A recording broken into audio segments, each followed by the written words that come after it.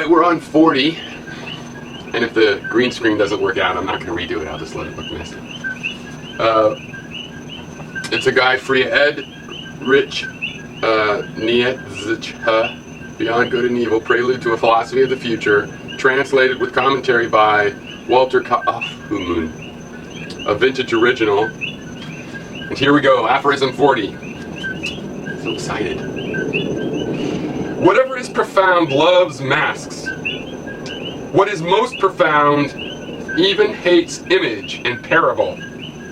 Might not nothing less than the opposite be the proper disguise for the shame of a god? A questionable question. It would be odd if some mystic had not risked something to that effect in his mind. There are occurrences of such a delicate nature that one does well to cover them up, with some rudeness to conceal them. There are actions of love and extravagant generosity, after which nothing is more advisable than to take a stick and give any eyewitness a sound thrashing. That would muddle his memory. Some know how to muddle and abuse their own memory in order to have their revenge, at least against this only witness. Shame is inventive. So yeah, he's talking. When you feel shameful, you will make yourself forget, which makes you prone to do it again. I don't know that he says it makes you prone to do it again. I can't remember, but that's what I think.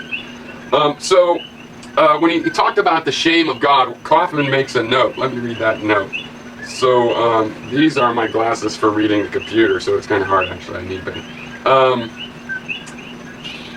So to be a good philosopher, one must be dry, clear, without illusion. A banker who has made a fortune has one character trait that is needed for making discoveries in philosophy, that is to say, for seeing clearly into what is. No, that's the other note. Sorry, fine. CF section 30 above.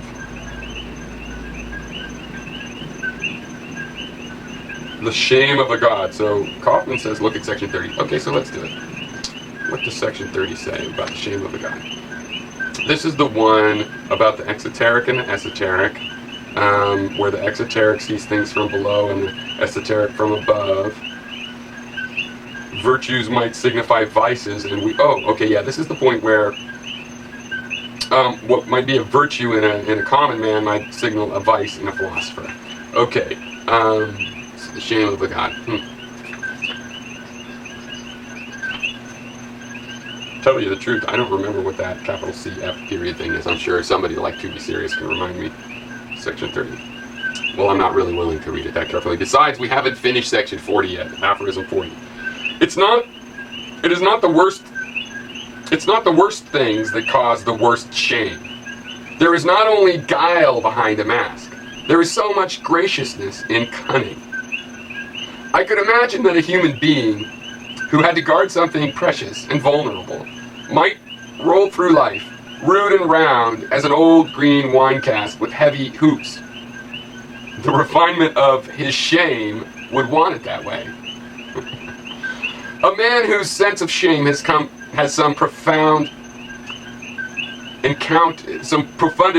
encounters his destinies and delicate decisions too on paths which few ever reach, and of whose mere existence his closest intimates must not know. His mortal danger is concealed from their eyes, and so is his regained sureness of life. Such a concealed man who instinctively needs speech for silence and for burial in silence, and who is inexhaustible in his evasion of communication, wants and sees to it that a mask of him roams in his place through the hearts and heads of his friends.